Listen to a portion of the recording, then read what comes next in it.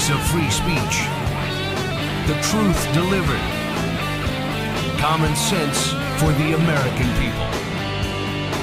Welcome to the Scott Jennings Show. The war games may be afoot in Iran. We'll have the latest on that situation in the Middle East. We'll interview a former president of the American Plastic Surgery Association today. Talk to him about the organization's decision to pull back on transgender surgeries for minors. Former President Bill Clinton testifies in the Epstein investigation today. Trump is in Corpus Christi. He's on his way now to Texas to discuss energy and economic policies. We'll have a live report there. And we have 3 members of Congress on the show today to weigh in on all of this breaking news of the day. It is Friday, February 27th. I'm Scott Jennings reporting live for Salem. We're on location today in Memphis, Tennessee.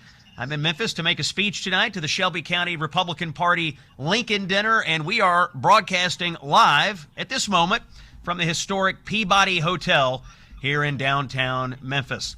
As I sit here today, a manhunt is on in Memphis for a suspect who shot a police officer on Thursday night, according to the Tennessee Bureau of Investigation. The police say Donnell Jarvis Maxwell, age 40, of Memphis, is wanted for criminal attempted first-degree murder on a police officer. This story I bring to you is another unfortunate reminder of what crime looks like in Democrat-run cities, another reminder of why President Trump has been so adamant about surging federal resources into these cities. On Tuesday night at the State of the Union, the president hailed Memphis as a major success in his continued fight against violent crime. The data bears that out. Last summer, the president deployed the National Guard and several other federal agencies to Memphis, and he created the Memphis Safe Task Force that included 400 National Guard members, 16 military lawyers to help prosecute cases, and members of law enforcement from the FBI, the ATF, DHS, DEA, and other agencies. And what are the results? To discuss that, sitting next to me, the congressman for the greater Memphis area, David Kustoff of the great state of Tennessee. Congressman, thanks for joining us here on the Scott Jennings Show, and thanks for the invitation to be in Memphis. Scott, we're really glad to have you in Memphis. It's a great city. This is a great community. You've been welcomed with open arms, and you're in a beautiful setting here in the Peabody Hotel. We are. This is a historic hotel, a beautiful hotel, and a full hotel today. The what's going on? The Cotton Gin Show? It's the Farm and Gin Show. This is a big convention that comes to town every year. You have farmers from all over the Southeast, all over the region, who are here, and they get together, and there are vendors, and it's a big deal. So we're glad you're here, along with the people who support Americans, our farmers and producers. Absolutely. Flying into Memphis today on a beautiful day, walking in the door of the Peabody, greeted by a lot of friendly faces here in Memphis. The hospitality has been really nice. Let's talk about Memphis. Let's talk about what President Trump and the governor, Bill Lee, and law enforcement have been able to accomplish here. According to the governor, crime has decreased by 55% since this task force was launched. 5,500 people have been arrested. You represent this area in Congress. What are you hearing from your constituents? Are they happy with the results of the Memphis Safe Task Force and the federal intervention? Scott, the majority of people in this community, whatever side of the political aisle they're on, whatever part of town they're on, they appreciate President Trump, and they appreciate Governor Bill Lee surging these federal and state resources into the community. The number of arrests is significant. It's actually over 6,000. 6,400 arrests as of just a couple of days ago. They have arrested over 600 known gang members. Wow. And here's an incredible stat, Scott. Since this task force started in September, they've located 148 missing children. That's an incredible number. But again, regardless of who you are, they're appreciative of what President Trump has done, his leadership, bringing this task force to Memphis. There's a good vibe in Memphis. Yeah.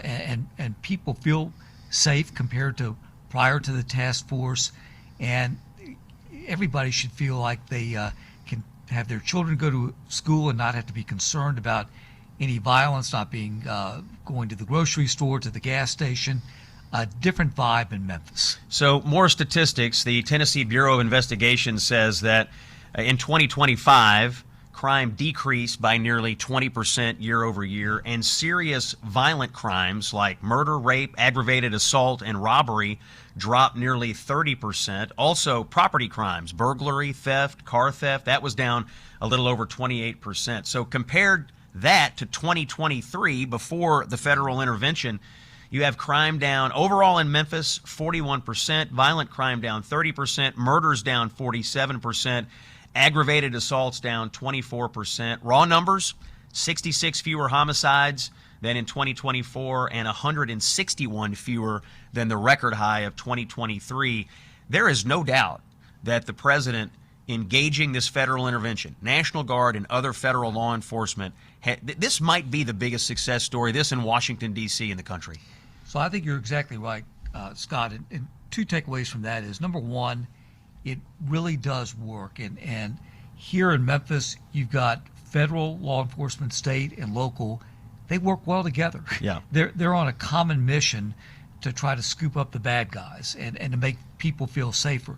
The other takeaway is this is a model for how this can work in other cities, big cities, that have experienced a surge in violent crime.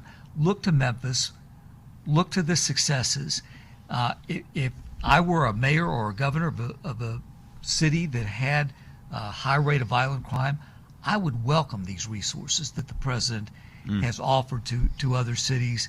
But Memphis has done it the right way. And the local officials here are Democrats and probably had some skepticism at the start, but they're even touting now the safety numbers here in the city. It is a good example of federal and state and local cooperation, and a good example of bipartisan cooperation when people decide to work together. Memphis is a real success story. That voice you're hearing on the show today, by the way, Congressman David Kustoff of Tennessee. Congressman, the other big story of the day, international affairs, Iran. The United States State Department has authorized non-emergency personnel and their family members to leave our embassy in Israel. That message went out just a few hours ago. Several other countries, China, Kazakhstan, Germany, India, South Korea, they are urging their citizens to avoid the area. Just reading the tea leaves, it sounds like we may be on a war footing. We're just hearing as we were going on the air, the president is not happy with the status of negotiations with the Iranian regime. It feels like between what we're hearing from the embassy, what the president said, the military buildup, we may be about to go to war with this Iranian regime. What's your reaction to that? Well, look, it's very serious. We know that right now, Scott, we have the largest military buildup in that part of the world since 2003. And we know that the president has dispatched Witkoff and Jared Kushner and Marco Rubio to try to work with the Iranian counterparts in good faith. And the Iranians know that if they don't come to the table with some solutions, and be clear, the president Tuesday night at the State of the Union was very firm and very direct that Iran can never possess a nuclear weapon. Yep. So if they don't come to terms, I see one of three things happening. One is that we could see a very surgical operation similar to what we saw in June in Iran when we took out the nuclear facility, and similar to what we saw in Venezuela when Maduro was captured. Very, very strategic and very surgical. It could be broader. It could be regime change. But make no mistake, the president is moved by the images and the reports of protesters literally in Iran being killed by the government, and the threat to our national security with Iran possessing nuclear weapons. Yeah, these protesters who were out in the streets being killed apparently in the tens of thousands. It's just a mass slaughter. The nuclear enrichment is an issue, and also these intercontinental ballistic missiles. The idea that Iran would use these missiles not just to strike Israel, but also to strike other countries, other allies of the United States. So it is a dangerous situation. We'll keep an eye on that on the show today. Congressman Kustoff, thanks for having us here in Memphis, and we're glad to be with you today, and we'll look forward to seeing you tonight. Thank you, Scott. We're honored to have you broadcast from Memphis. Glad to have you here. Thank you very much. Thank you, David. And before we take a break, I do want to bring you a listener story. As you know, we're collecting stories from our listeners around the country. This one comes in from Keith in Washington. Really active guy. He was a college athlete, martial arts instructor, Very active, a lot of athletic activity in this man's life, and he did collect some aches and pains, and he didn't know what to do. He turned to Relief Factor. Now, knee pain nearly gone, neck pain dropping significantly, and he was able to keep training, and he earned his black belt. Relief Factor put this man's life back on track. He was having pain. He couldn't do what he wanted to do. He takes Relief Factor. Voila! We're back to work with Keith in Washington. If pain is bothering you, if you'd like to be more active, try out Relief Factor's 3-week quick start. See how it works. Go to relieffactor.com or call 1-800-4RELIEF. Let's see if we can get you out of pain. Congressman, thanks for being here. One of your colleagues is coming up next. Marlon Stutzman of Indiana joins the show. It's Scott Jennings, Common Sense for the American People. Stay with us. Hey, it's Scott Jennings. You know, depending on where you live, crime may be skyrocketing, and you may already own a firearm. But before you face the financial, legal, and emotional weight of pulling the trigger, there's a smarter option. It's called Byrna. That's B-Y-R-N-A. Byrna makes a less lethal launcher that fires tear gas and kinetic rounds designed to stop an attacker for up to 40 minutes. That gives you time to escape and call for help without deadly consequences. Their best-selling compact launcher is sleek, slim, and incredibly powerful. It's about the size of a smartphone, and it is ideal for concealed carry. It's comfortable, discreet, and confidence-building. It fires at 400 feet per second with serious stopping power, enough to shut down a threat fast without the legal and moral complexity of lethal force. Byrna is proudly American. Over 80% of the components are U.S. sourced. Every Byrna launcher is hand-assembled in Fort Wayne, Indiana. With over 750,000 of these things sold worldwide, Byrna is best in class. It's legal in all 50 states. No background checks. Comes right to your door. Learn more at Byrna.com, Byrna.com. Straight talk without the bluster. When you positively need the truth, this is where you come. The Scott Jennings Show. It is Friday, February 27th, broadcasting live from the historic Peabody Hotel in Memphis, Tennessee. Scott Jennings here with Common Sense for the American People. We have a lot of breaking news happening all over the world today. To help break it down for us and offer his expert reaction, we have Congressman Marlon Stutzman from Indiana's 3rd Congressional District on the line. Congressman, welcome back to the Scott Jennings Show. Good afternoon, Scott. Great to be with you. Yeah, great to hear your voice again, sir, and thanks for your time today. Let's start here. The president traveling to Corpus Christi, Texas today. He's going to talk about energy. He's going to talk about his economic policies. We'll see also if he touches on the issue of housing affordability, which he's been talking about a lot lately. You are also working on the issue of housing affordability. Tell us what you got going on. Yeah, well, first of all, the American dream is, to buy a home. And what we've seen over the past 5 years because of the Biden-era policies and inflation and interest rates and everything else that's gone on, and that the first-time home buyer used to be the age of 28, and now we're at 40 years old. And so we've really pushed out, the accomplishment of the American dream by 12 years for first-time home buyers, and have made it difficult even for those who want to move from one home to another, much more challenging. And so President Trump actually talked about this in the State of the Union, and talked about how he, believes we need to clean up the federal government. We got to get regulations back under control. I had a bill that we passed out of the House that just simply requires HUD and USDA to get on the same page on regulations. We shouldn't be slowing down building because of a government, agency or some bureaucrat that needs a job. We need to make sure that people can build. The permitting process goes quickly, but also, the fact that institutional investors are stepping in front of American families and to buy homes. And this has been a big issue for President Trump and Treasury Secretary Bessent, saying, hey, let's be sure that the American family is first in line to buy a home and that they're not being undercut by institutional investors that have other advantages. And so it's an important balance, but we just need to make sure American families have the first chance to buy a home. It seems like, Congressman, this is an issue where you might actually see some bipartisan cooperation in Washington. There have been Democrats who've talked about this issue as well. Could this be a moment of unity between the two parties, trying to preserve home buying for families and put the institutional investors at the back of the line? Yeah, I hope so. I mean, they should. President Trump has been leading on this, and we met with Scott Bessent, the Treasury Secretary, the other day, and you can tell this is an issue that he really feels strongly about. We passed a big housing package out of the House a couple of weeks ago, and there was a strong bipartisan support.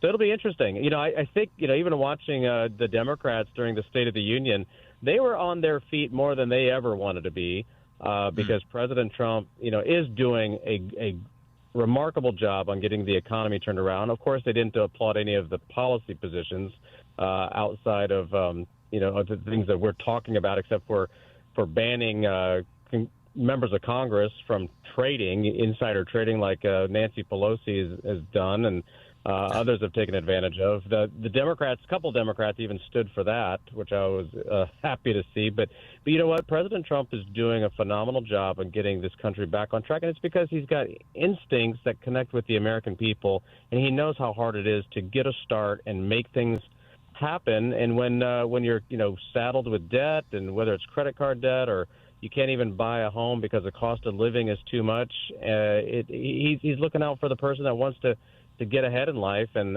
that's the Republican message, and I hope Democrats support it. It's Congressman Marlin Stutzman of Indiana joining us on the show today. Congressman, we've got about 30 seconds left here. I wanted to ask you about what's going on in Chappaqua, New York today. Some of your colleagues from the House Oversight Committee are deposing former President Bill Clinton in the Epstein Files investigation. He, of course, is all over the Epstein Files. They talked to Hillary Clinton yesterday. Any reaction to the interview of the Clintons? Well, for her especially, I mean, she just, again, deflected everything, and she said that she had no relationship with Jeffrey Epstein, but she's a friend of Gazelle. It's like, how can you be friends with her but not know him? And also, I just think that there's so much disingenuous. They're disingenuous when they explain what it is. And again, President Clinton was the best at explaining what is, and finding his way out of these arguments. So it'll be interesting to see what the final report is, but I'm glad they finally got to be in front of them and ask them the questions that Americans really do care about.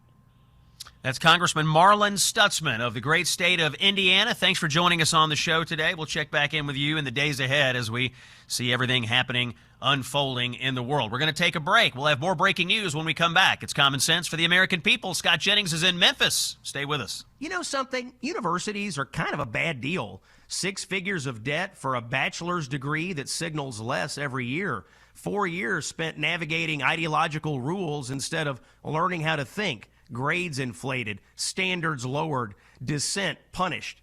We call it higher education, but it's mostly expensive daycare with a credential attached. The University of Austin, also known as UATX, is different, however. Admissions at UATX are based on test scores alone. No essays, no resumes. Nobody cares who your parents know. If you're smart enough, you're in. UATX students turned down UChicago and fled Barnard to complete a demanding great books core, including Aristotle, Shakespeare, de Tocqueville, alongside real math, science, economics, and AI. Classes are small, professors actually know your name, grades aren't padded, excellence is measured and rewarded. From day one, students work directly with top founders, investors, and institutions, building companies, doing serious research, and landing real internships. And here's the part that changes everything. There is no tuition. Thanks to private donors, every UATX student graduates debt-free. You're free to take risks, free to start companies, and free to build a life instead of paying off loans. If you want an empty credential, look elsewhere. If you want a serious education that actually prepares you to lead, apply to the University of Austin. Visit uaustin.org. That's uaustin.org. Now, for America's favorite pundit, it's Scott Jennings. Friday, February 27th. We're on location today, broadcasting from Memphis, Tennessee. We're at the historic Peabody Hotel, and the hospitality here could not be better. We're very grateful for the Leadership here at the Peabody and all the folks in Memphis who have welcomed in common sense for the American people to Memphis, Tennessee today. We're going to do a big interview in just a moment with Dr. Scott Glassberg, who is former head of the Plastic Surgeons Association. But first, we do have a little breaking news into the show. Just before departing the White House for Corpus Christi, Texas, President Trump made some comments about what's going on in the Middle East. Based on the tea leaves right now, it appears we may be on a war footing in the next few days. Let's hear from President Trump in cut number 6. How are the talks going the problem? No, I'm not. I'm not happy with the fact that they're not willing to give us what we have to have. So I'm not thrilled with that. We'll see what happens. We're talking later. We'll have some additional talks today. But no, I'm not happy with the way they're going. President Trump not happy with the Iranian regime and their posture. There have been 3 rounds of talks. The president said there will be more talks today, but non-essential embassy personnel at the U.S. Embassy in Israel has been told it's time to evacuate. Other countries have told their populations to avoid the region. You can do the math on that. We'll pay attention to this throughout the show today. Continuing our coverage today of a massive policy shift happening around transgender surgeries in America. Now, it wasn't that long ago that several major medical groups and institutions supported allowing minors to receive these life-altering surgeries. But in the last few months, something is changing. The president's administration has pressured hospitals around the country to stop these procedures. A woman in New York was awarded $2 million from a jury in a detransition lawsuit. And just in the last month, major organizations like the American Medical Association and the American Society of Plastic Surgeons have taken the position that these procedures should at least wait until adulthood. No more surgeries for minors. Joining us now to discuss these major decisions by these medical groups is Dr. Scott Glassberg. He is the past president of the American Society of Plastic Surgeons. Dr. Glassberg, thank you, and welcome into the Scott Jennings Show. Thank you so much for having me, Scott. Yeah, appreciate your time today, Dr. Glassberg. Tell us, when an organization like the Plastic Surgeons makes a major policy decision, and it is a serious shift in policy like this, what goes into that kind of a decision? Take us inside the internal deliberations that ultimately delivered the statement that minors should not be receiving transgender surgeries. So this is an iterative process that doesn't just sort of happen with the flip of a switch. We spent several years looking at the data and evidence in this area, specifically on gender-affirming surgery for adolescents and children, and found consistently that data and evidence was of low quality and low certainty.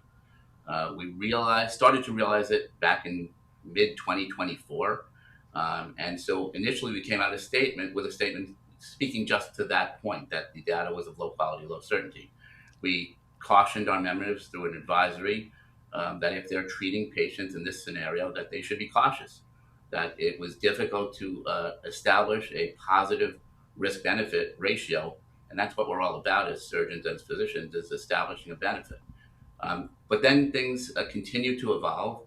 Multiple systematic reviews like the Cass report out of the UK, or a McMaster article that was posted in our journal, the Journal of Plastic and Reconstructive Surgery, and then finally the HHS report, which came out in November, all confirmed what we sort of already knew, which was that the data and science and evidence were of low quality, low certainty. So for that reason, it was sort of a natural evolution of a viewing of the data to come out with that statement that if we cannot, as surgeons, find a positive risk-benefit ratio, we're all about patient safety and patient well-being, that we should, advise that these surgeries should be postponed, recommend, until the age of 19. Dr. Glassberg, before you made this policy change, obviously in our culture, there was a lot of political pressure on medical organizations and other institutions to continue to do these kinds of procedures. Talk to us a little bit about the cultural and political pressure that existed and how ultimately the organization decided, you know what, the pressure is not right. We're going to really look at the evidence here. You mentioned a couple of the reports that you looked at, but I think a lot of our listeners are interested in this idea that our culture and politics was pushing our medicine in a certain direction that ultimately the data just didn't support. So a really great question, and one that I've had to address now over the, since we came out with this statement about a month ago. And the reality is the beauty of being a medical and scientific organization, a surgical specialty organization, is that we don't bow to politics. We don't deal with politics. We're politics free. We deal with science and data and evidence. And so, for those that have sort of critiqued and said, oh, this is pressure from the Trump administration or HHS or something, it's simply not true. As I pointed out in my initial statement, we started this iterative process back in 2024 under a different administration with a completely different view of this. And so this had nothing to do with politics. I totally understand, sort of the tense, discussions around this topic and the political atmosphere. But the beauty of what we do is we are free of science. It's all about patient safety and taking care of patients first. Dr. Glassberg, when the organization decided to make the decision, did you face a lot of internal dissent? Did you have members of the society that simply disagreed? And is there a lot of unhappiness, I guess, or is there pretty well acceptance of what you've done and that it is the right direction for the plastic surgeons? Well, the positive comments, both from internally and externally, have been overwhelmingly positive. But of course, with such a heated issue, there will be some dissent and a difference of opinions. Not quite dissent, but a difference of opinion. And we acknowledge that. I was chair of a gender surgery task force. And it was, the goal there was not policy making, it was to try to build consensus among stakeholders with different views. We were never able to do that. That was a different process than this one. And so sure, we've had pushback from some of our members, especially those that do this type of surgery. And, I think there's hopefully an understanding that, these things will continue to be discussed and the evidence will continue to be looked at. But right now, where we stand, that's where the evidence is. And again, we are committed to doing what's best for the well-being of our patients. That voice you're hearing is Dr. Scott Glassberg. He is past president of the American Society of Plastic Surgeons. We're talking about the plastic surgeons' recent decision to no longer recommend transgender surgeries for minors, that those surgeries should be put off until at least adulthood. Dr. Glassberg, obviously, you're a practicing physician and you're heavily involved in your organization, and you do deal with policymakers and politicians. How difficult is it in our current political environment to deal with the different layers of government? Obviously, you have the feds, and they have a posture today under the Trump administration, which is different than the Biden posture. You have a hodgepodge of different regulations and rules and political pressures in states and in localities. Talk to us about how you all navigate the different political levers that you come into contact with every single day. So as I mentioned, we put medical clinical care above all else, and that's what we primarily focus on. But if you read the statement that ASPS put out carefully, we're not for the criminalization of medical care.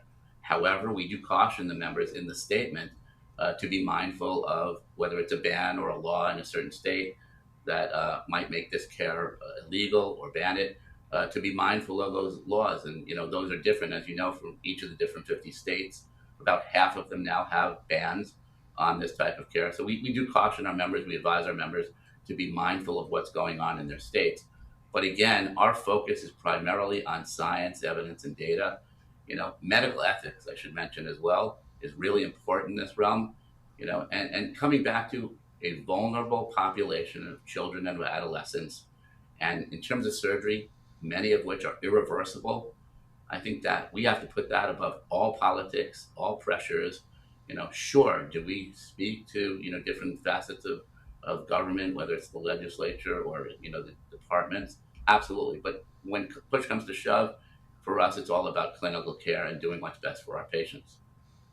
Dr. Glassberg, I thought maybe I would just ask you to talk directly to parents for a moment. Obviously, parents are sometimes put in difficult situations. They're getting signals from their children. Their children may be getting signals from other people in their lives that their parents don't know about. They're interacting with different folks. You all have made the decision to say these surgeries should not be done until adulthood.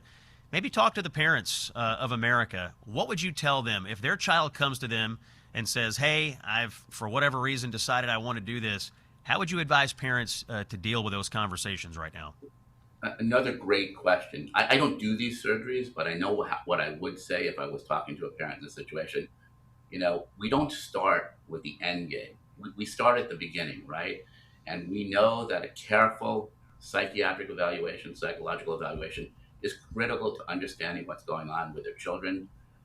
In terms of pressure, we want to make sure there's no pressure like social media or peer pressure and things like that that could go into the minds of these children and adolescents.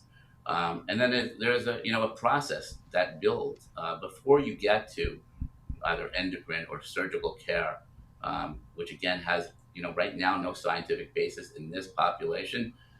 There are other ways to go. There are other ways to treat these patients through psychological care.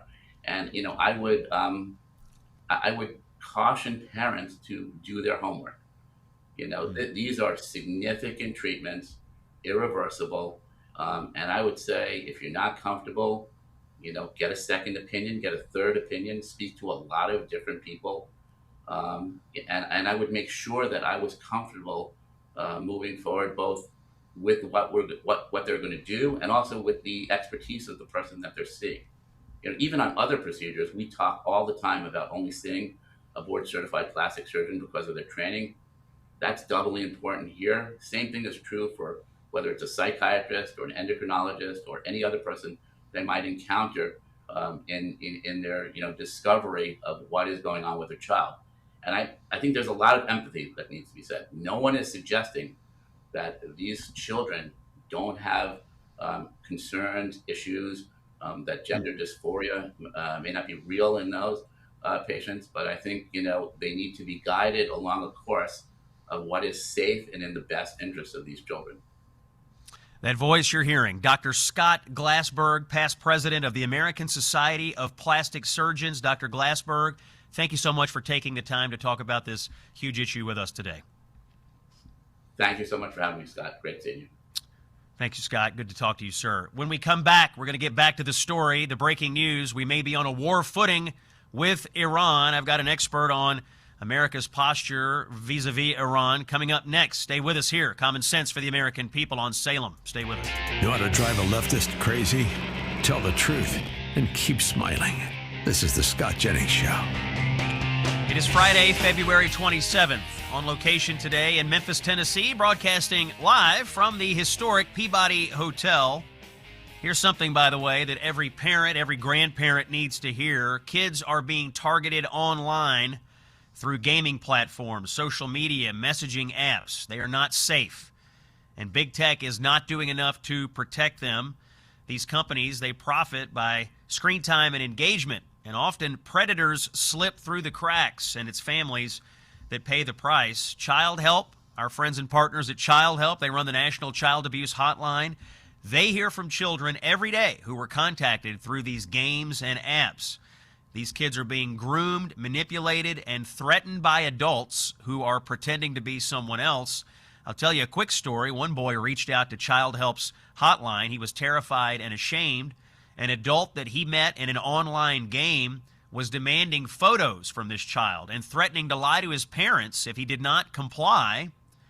Reaching out to Child Help, frightened, terrified, that call may well have saved that boy's life. That is why I work with Child Help. That's why I'm their partner. That's why I donate to them personally, and that's why I'm asking you to do the same. I'm only asking for $27. Your donation, $27, fuels one of these calls to the National Child Abuse Hotline. Here's how you do it, childhelp.org/Scott, or text Child Help to 94878. Again, it's just a $27 contribution to Child Help. Scott Jennings is here, Common Sense for the American People. Thanks for joining us here on a Friday. We have a lot of breaking news going on around the world. In the next hour, by the way, we'll get a live report from Corpus Christi, Texas. President Trump on his way there to talk energy, economy, and other issues. We have Congressman Keith Self from Texas, who's with the president. He's hopefully going to be able to call into the show and give us a report on what the president has to say down in Texas. Now, before the president left the White House today, he was asked on the South Lawn about what's going on with Iran.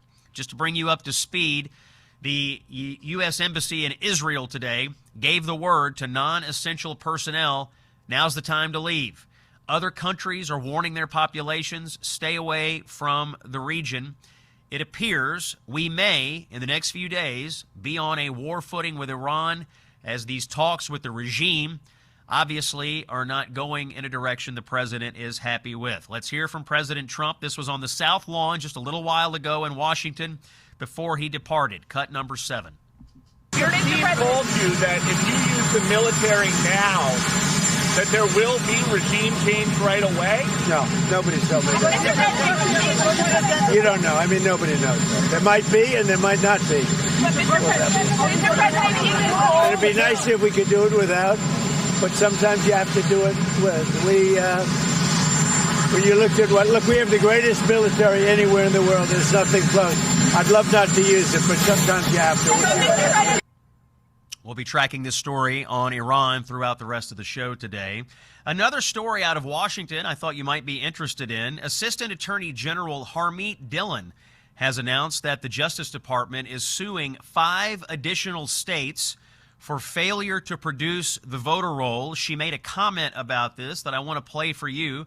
This is Harmeet Dillon, Assistant Attorney General, in cut number 1. Exciting election law news here at the DOJ Civil Rights Division. Today, we sued 5 additional states for their refusal to turn over voter rolls in response to the Attorney General's request under the Civil Rights Act of 1960. Specifically, we sued West Virginia, Utah, Oklahoma, Kentucky, and New Jersey. That's the Assistant Attorney General Harmeet Dillon. The project here is that the federal government is trying to work with states to clean up voter rolls. They found in a number of states that there are tens or even hundreds of thousands of people on voter rolls who should not be there. People who are phantom registrants, moved away, deceased, what have you, and some states are resisting. So Harmeet Dillon has been quite aggressive at going after these states and filing lawsuits, the federal government trying to get a hold of this data so they can help the states clean up their voter rolls. You're listening to Common Sense for the American People. It's Scott Jennings broadcasting to you on Salem. We are in Memphis, Tennessee today. I was in New York last night on Newsnight with Abby Phillip, got on a plane early this morning and made my way down here to Memphis. Beautiful sunny day in Memphis, Tennessee. We're broadcasting live from the Peabody Hotel, one of the most historic hotels in the southern United States. The hospitality here has been incredible. I'll be making a speech here in Memphis tonight. We are going to take our top-of-the-hour break. We have all the breaking news and updates when we come back. It's Scott Jennings on Salem. Stay with us. If the leftists haven't had enough yet, there's more. This is the Scott Jennings Show.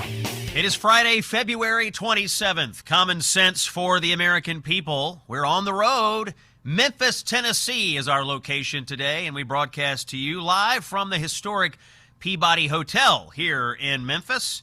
And we're glad to be here. Everyone is extremely friendly. It's a beautiful day in Memphis, Tennessee. Quick check of the headlines for you. Attorney General Pam Bondi, and this is just in to the Scott Jennings Show. Attorney General Bondi has announced that the Justice Department has unsealed an indictment charging 30 more people who took part in the attack on the city's church in Minnesota a few weeks ago.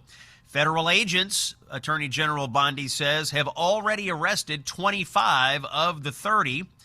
They have been indicted on the FACE Act and on the Klan Act. This is the attack on the church that involved Don Lemon, who was previously indicted by a grand jury. President Clinton, former President Clinton, is being deposed by the House Oversight Committee in Chappaqua, New York today. The chairman of the House Oversight Committee is Jamie Comer of Kentucky. He briefed the media. Here's clip number 3. For these depositions of great power and great wealth, and I used yesterday and today as an example, it took 7 months to get the Clintons in here. But we've got them in here, and we look forward to asking lots of questions that I think any curious media outlet in America would have.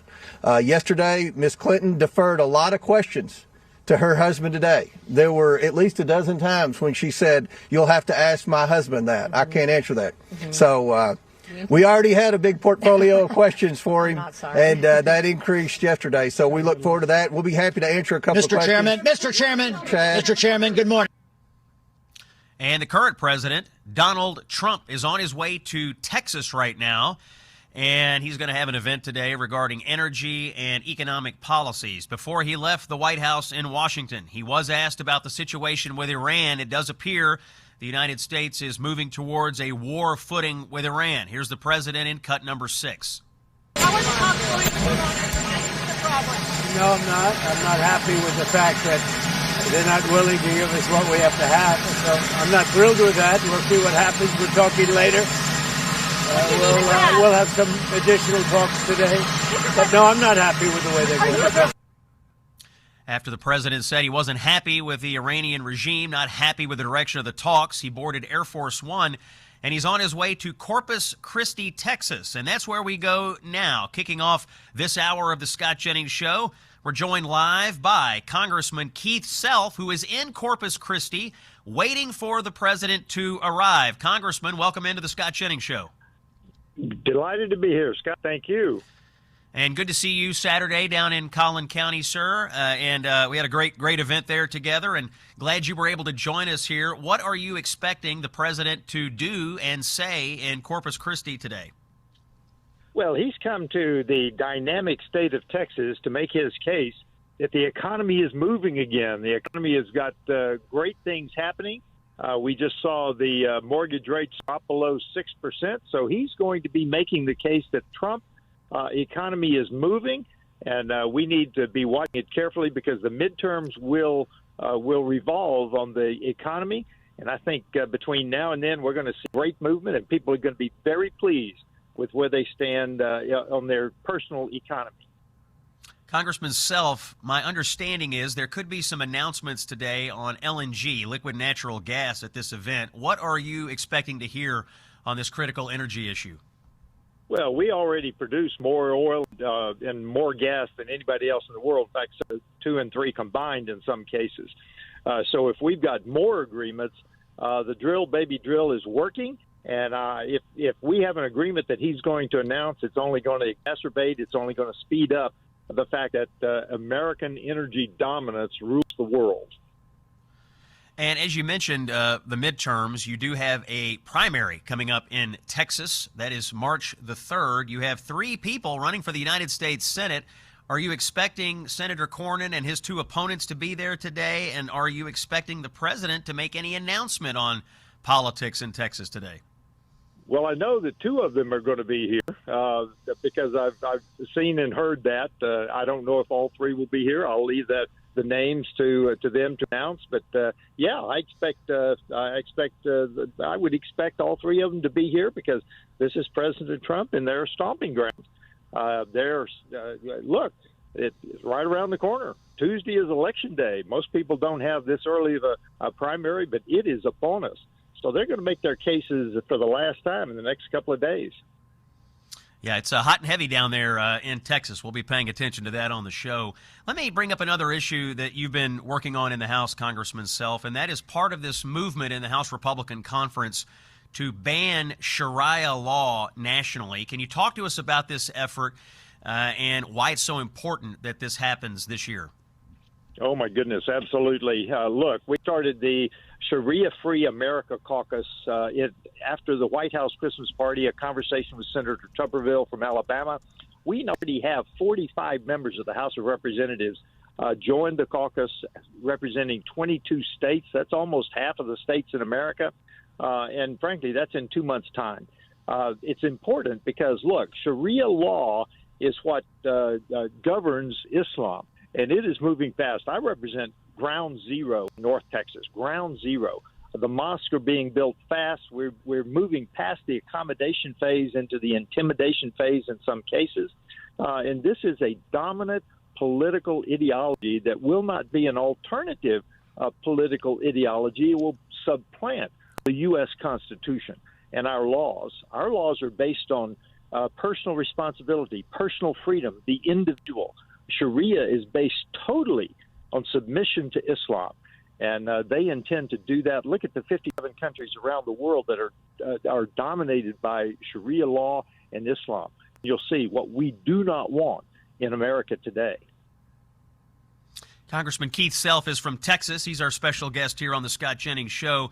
Congressman, our thoughts are with all the deployed military servicemen and women who are now in the Middle East. And as we heard at the top of the show, it may be that we're moving towards a war footing with Iran. You are a graduate of the United States Military Academy at West Point. You had a 25-year career of service to our nation. You were deployed all over the world. What's going through your mind as a career military officer as you watch this military buildup and you watch our nation possibly move toward attacking the Iranian regime? Well, first of all, we've got a huge military force in the Middle East. We've got one carrier stationed off of Israel, one stationed in the Gulf. That's offense, defense. We've got a tremendous force there. Now, the two priorities for the Islamic regime in Iran are regime survival first and their nuclear program second. And from what I'm hearing, they are not answering President Trump's demand that they at least give up their nuclear program if they will not have regime change. So they may have to undergo both. What I do not want is an extended war in the Middle East. We do not want another forever war in the Middle East. I don't think the American people would put up with it. And we certainly don't need to send our young men and women in harm's way again over an extended period of time. So if we do it, I hope it is a massive strike, but let's don't get bogged down in yet another Middle Eastern country. That's Congressman Keith Self from the great state of Texas. He is in Corpus Christi, and he is waiting on President Trump to arrive in Texas. The president is having a big event today. Congressman, I know you said you were waiting for the president out there in the parking lot. I assume the crowds are large and already gathering. Oh, my goodness, the lines to get into it are already huge. Oh, my goodness, yes. The parking lot is full, and it is a huge parking lot. Going to be a big event. Sure looks like it to me. All right. Congressman Self, thanks for joining us on the Scott Jennings Show. Honored to have you, sir. Thank you, Scott. All right. That was Congressman Keith Self of Texas, a military hero and now member of the United States Congress. A quick word from our friends at Relief Factor, and in fact, I'll keep it in Texas because I've got a letter here from Tom in Texas, 85-year-old Tom. He told me that pain was keeping him from riding his bike and flying small aircraft as a flight instructor, but after taking Relief Factor, lower back pain and hip pain are virtually gone, and he even had a long-standing trigger finger issue that started to improve. Yet another person who has written us to tell us that Relief Factor materially changed the quality of their life. We are using Relief Factor in the Jennings household. Just was texting with my father. He's on his way back on a little road trip back from Florida, back towards Kentucky today, but he's been playing a lot of golf. He's been taking Relief Factor, and he's doing all the things in his retirement that he wants to do, and he's doing them pain-free. Relief Factor helps keep everyday aches and pains from turning into something bigger, and it allows you to stay focused on your job, on your hobbies, on your life. If pain is holding you back, try Relief Factor. They have a 3-week quick start. That's what you want to do. Call 1-800-4RELIEF or visit ReliefFactor.com. And when we come back, we will have the Relief Factor Pain of the Week. Who will it be? Stay tuned to find out. It's Scott Jennings on Salem. Stay with us. Common sense for the American people. This is the Scott Jennings Show. And it is Common Sense for the American people, coming to you on location live from Memphis, Tennessee, broadcasting here from the historic Peabody Hotel. And it is Friday afternoon on the Scott Jennings Show, which means it is time for the Relief Factor Political Pain of the Week. And now, the Relief Factor Pain of the Week. Ooh. Every week, we are going to highlight the person, politician, organization, or whoever that is causing me political pain. And this week, the pain wasn't something that happened to me personally. It was something that happened to the entire country. It happened to all of you as well, something that millions of Americans watched in real time during the State of the Union address. On Tuesday night, the country watched as Democrats, well, the few that did not boycott the president's speech, they watched Democrats refusing to stand, refusing to applaud, refusing to even acknowledge moments that weren't even political at all, moments that were about courage, moments that were about loss, moments that were about who we are as Americans. And it was painful to watch, because standing and applauding doesn't mean you have to agree with every policy of the president. It doesn't mean you're surrendering your beliefs. It just means that sometimes you can recognize that something bigger than yourself or your own politics is going on. Some of these Democrats refuse to stand for angel families, families that have faced unimaginable loss. They couldn't even acknowledge their pain. Families that have lost loved ones to illegal immigrant violent criminals. Some of the Democrats refuse to stand for the mother of Irina Zarutska, the young Ukrainian woman who was murdered on the train in Charlotte, North Carolina.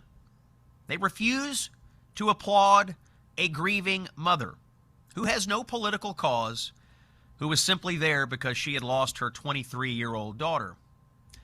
Some Democrats refuse to stand for Erica Kirk, the widow of Charlie Kirk. Can't we just be more kind to a widow? Wondered Senator John Fetterman the day after he watched his Democratic colleagues sit on their hands. Well, I agree, Senator, but that's just not what Democrats do anymore. Some Democrats even sat through Donald Trump, our commander-in-chief, honoring our nation's military heroes with the Medal of Honor. But perhaps the most telling moment of the night was when the president offered up a simple option for every member of Congress. Let's revisit that moment from Tuesday night in cut number 8. One of the great things about the State of the Union is how it gives Americans the chance to see clearly what their representatives really believe. So tonight I'm inviting every legislator to join with my administration in reaffirming a fundamental principle. If you agree with this statement, then stand up and show your support. The first duty of the American government is to protect American citizens, not illegal aliens.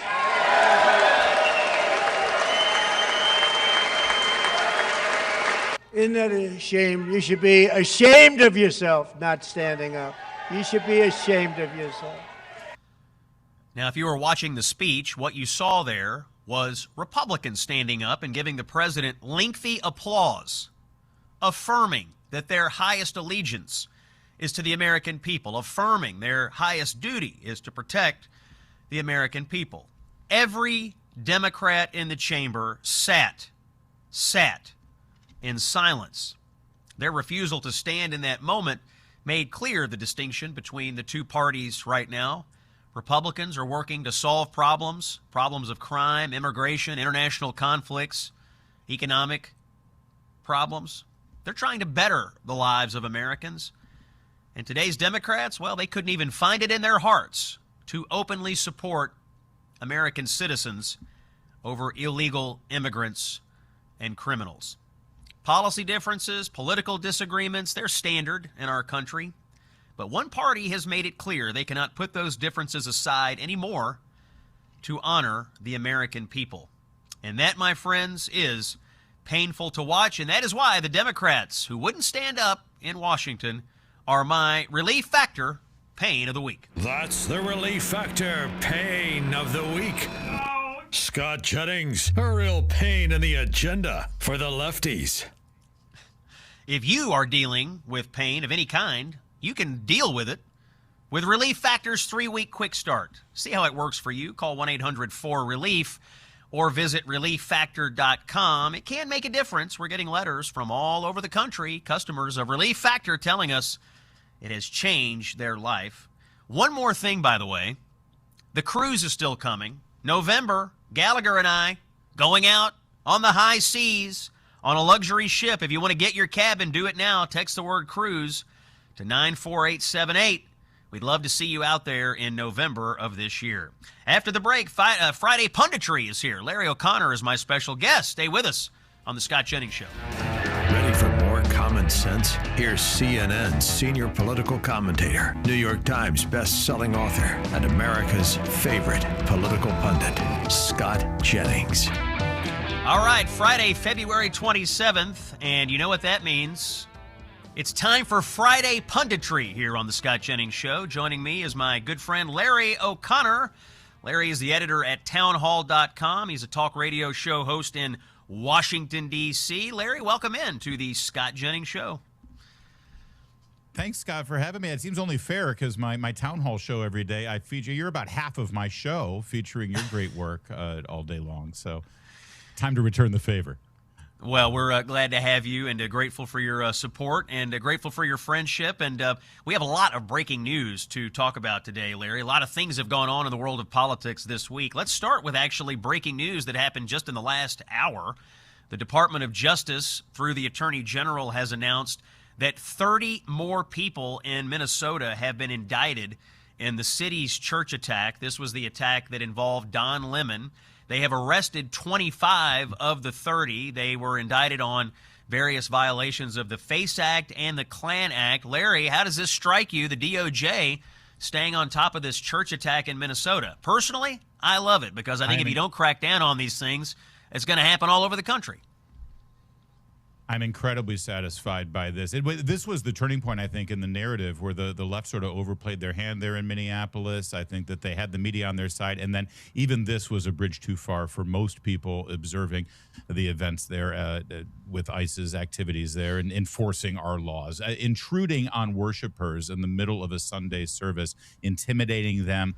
As Don Lemon said, making them feel uneasy, uncomfortable, and intimidated. That's absolutely a bridge too far. And the best part of this from the DOJ is that they're using the FACE Act, which, of course, was employed to imprison elderly women in D.C. who were praying the rosary out in front of an abortion mill.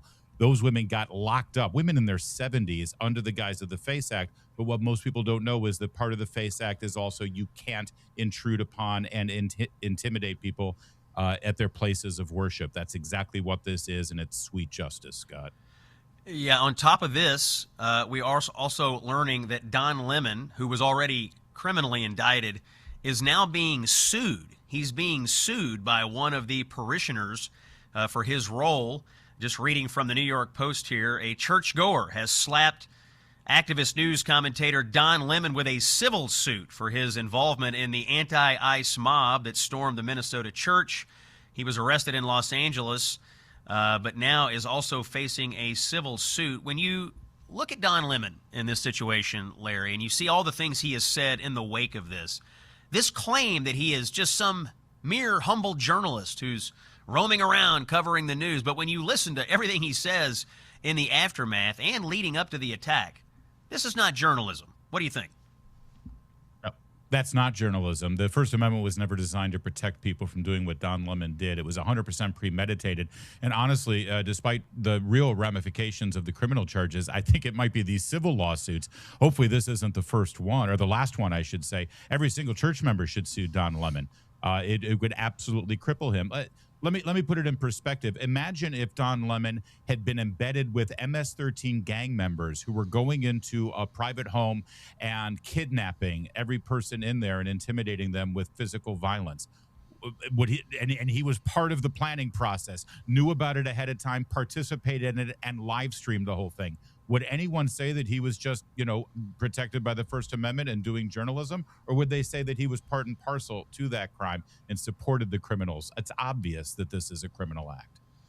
Yeah, it seems like there is this weird thing going on the left where they have decided that if you're carrying a camera or just carrying your cell phone with a camera on it, that somehow gives you this mystical layer of protection from federal laws. Like if I go and as long as I'm carrying a cell phone, I can interfere with federal law enforcement who are engaging in a law enforcement activity. As long as I've got a camera, I can kick open the door of your church and terrorize your parishioners. And then afterwards, hey, First Amendment, I'm just filming. This is a public service announcement from Larry and Scott to the world. Carrying a phone and carrying a camera does not give you immunity from breaking federal laws. Thank you. And by the way, Scott, it's pretty rich from my perspective. I got started in this business with Andrew Breitbart in 2009 when he started his websites, Big Hollywood, Big Government, that eventually became Breitbart News. One of the big stories we had in 2009 was this young kid named James O'Keefe, who had an undercover video expose on Acorn. People might remember this story in your audience. I know I do. They attacked O'Keefe They attacked Breitbart. They said this isn't real journalism. It was the kind of 60 Minutes undercover investigative journalism that Mike Wallace was known for decades. But back then, these very same people who are now claiming they can go anywhere and break any laws as long as they've got a smartphone live streaming it were attacking us for not conducting actual journalism back then. Boy, oh boy, how things have changed over the years. Yeah, how the tables have turned, or as Michael Scott would say, how the turntables. Let's go back Tuesday to the state of the let's go back Tuesday to the State of the Union. I'll just get your reaction. Watching the president, the longest State of the Union in history, after you turned it off and thought about it, what was your gut telling you, Larry? Scott, I do a morning radio show in D.C., so I got to be up around 4 a.m. So my gut was telling me, come on, man, let's wrap this up. But I get it. That said, the amount of political showmanship that he displayed there, nobody does it better. And it was, let me say this. Everybody, because, of course, his critics on the left and many of your colleagues on cable news, sadly, jumped up and said this was divisive, this was divisive. It was actually the opposite. If you think about it, Scott, the president went out of his way to offer Democrats opportunities to unite around things that 80% or more of Americans all agree on. He kept floating these things that we could all get together and bond and unify around. It was the Democrats who refused to do it. They refused to stand and applaud and get excited about basic American principles and ideas that we should all unite around. So if anything, the president, I think, is guilty of being too much of a unifier. It was the Democrats who refused to play along. As a political, tactical matter, I couldn't help but notice that the president basically stayed on his script all night long. It's very unusual for him to do that, but he basically kept it between the contours of the written speech. He kept it between the navigational beacons. And was quite disciplined in his messaging. Let me zoom in on a couple of Democratic reactions. As you mentioned, most of the Democrats, all of them really, wouldn't stand up for basic things. But a couple of them stood out to me. And I think the split screen worked very well for Trump. You had Rashida Tlaib of Michigan, Congresswoman from Michigan, chanting KKK while everyone else in the chamber was chanting USA. How outrageous was that moment? Yep, despicable. Absolutely despicable and indicative of, I think, where the power center for the Democrat Party is right now, Scott. I mean, the Chuck Schumers of the world and the Keith Jeffries will, wave this off, or some of the political pundits on television will wave this off and say, well, she's just the extreme. She's just, the far off left. But she isn't really. She's one of the top fundraisers nationwide for members of Congress who are running, or for new candidates who are trying to turn red districts blue or purple districts blue. She's one of the squad. She's one of the stars. And yes, as everyone else was chanting USA to celebrate our gold medal hockey team, she equates our nation, our United States of America, with the Klan, which is also kind of ironic because, as you have most recently noted, the KKK is a Democrat Party institution. Yeah, absolutely. Democrats conveniently forget their party's history. By the way, I find it incredible that this Don Lemon mob that invaded that church, some of them are being indicted apparently for violations of the Klan Act, which was passed in the 1870s to fight the Ku Klux Klan, which was, of course, an outgrowth of the Democratic Party. And now you have Don Lemon and his band falling victim to the Klan Act. It's a bit of a delicious irony. One more thing on the Democrats. I had not seen that detail. That's amazing. Oh, yeah. It's the FACE Act and the Klan Act. All right, one more thing on the Democrats around the State of the Union. Some of them boycotted, and they had alternative events. And if you look at the video, you had Democrats up on stage with people dressed in frog costumes. There was a man in a giraffe costume. There were furries. Larry, my question, why has the left gotten so weird? Why are they dressing up in weird costumes?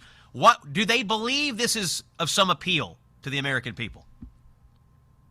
I guess, or at least to their base. I don't know. I mean, it's funny. They ran for a while there that they were the ones who were the grown-ups in the room, and the mature ones, the adults. They're going to bring back the norms. And if this is their idea of the norms, include me out. My friend Selena Zito, a great writer over at Washington Examiner, had a perfect article about this, which is, you remember that moment when Trump turned to the Democrats and said, "You people are crazy."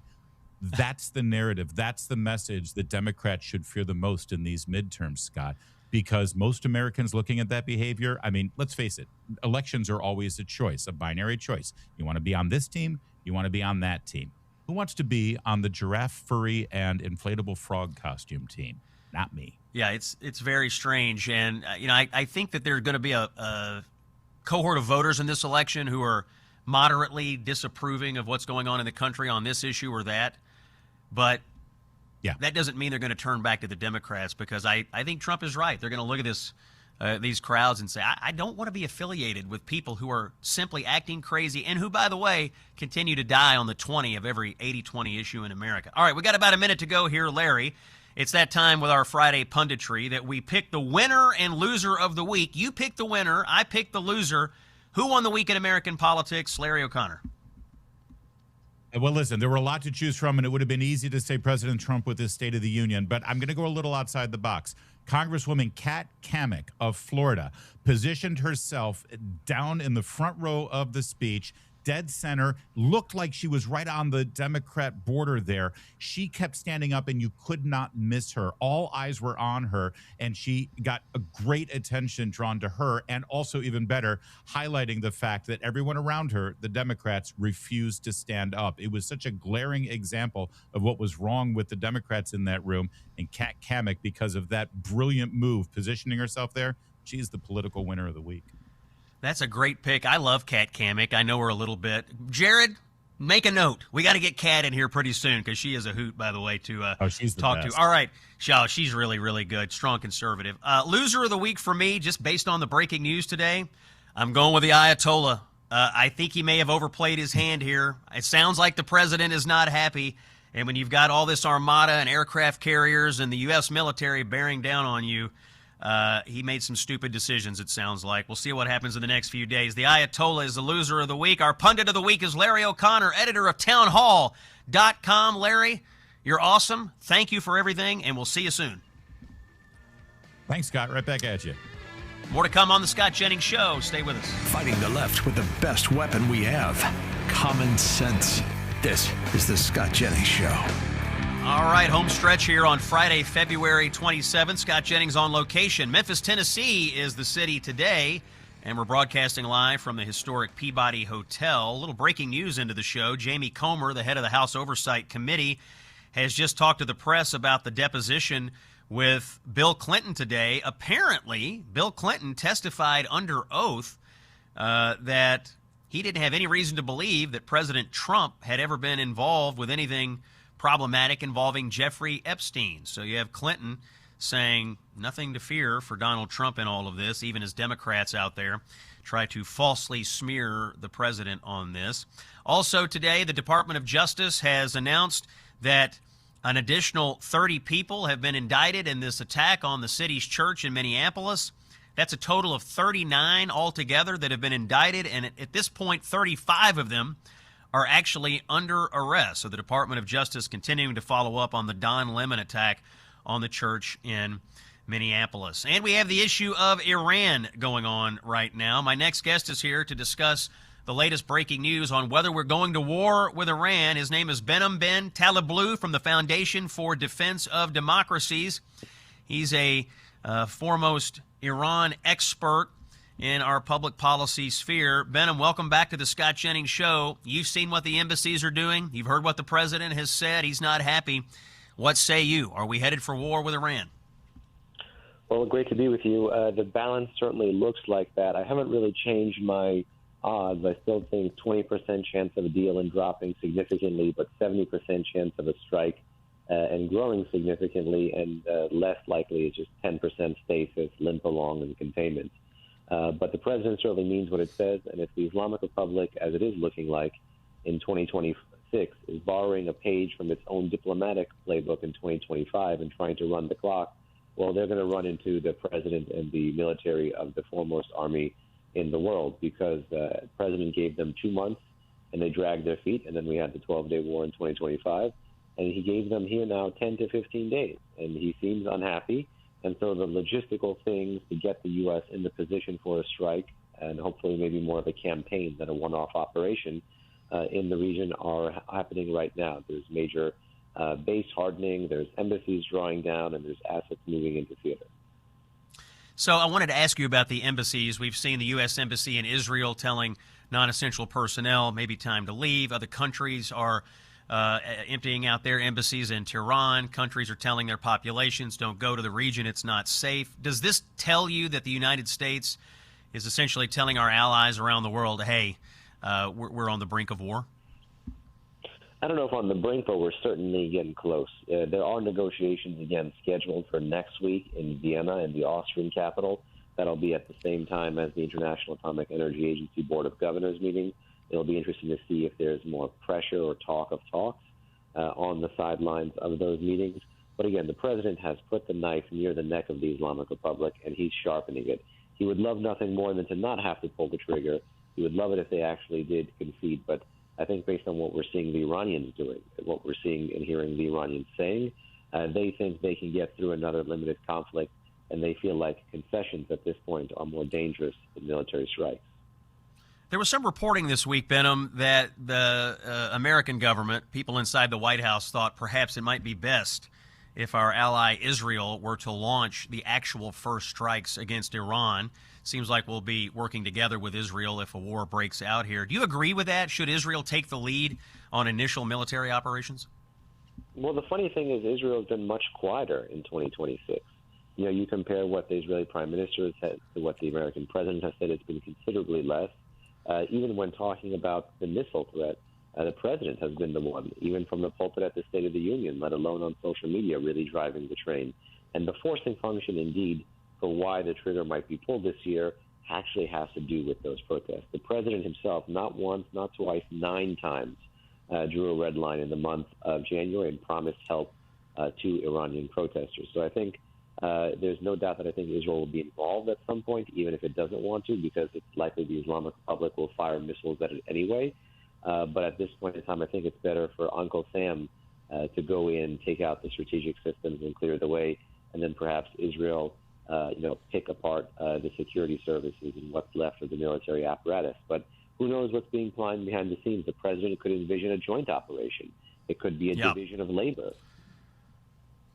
That's Benham Ben Talablu from the Foundation for Defense of Democracies, one of our experts we bring on here to discuss the Middle East. Benham, thanks for your time today. We'll check back with you in the next few days, depending on what happens. We're going to wrap up the show here from Memphis. We're at the Peabody Hotel. Thanks to everyone here for making the show a great success.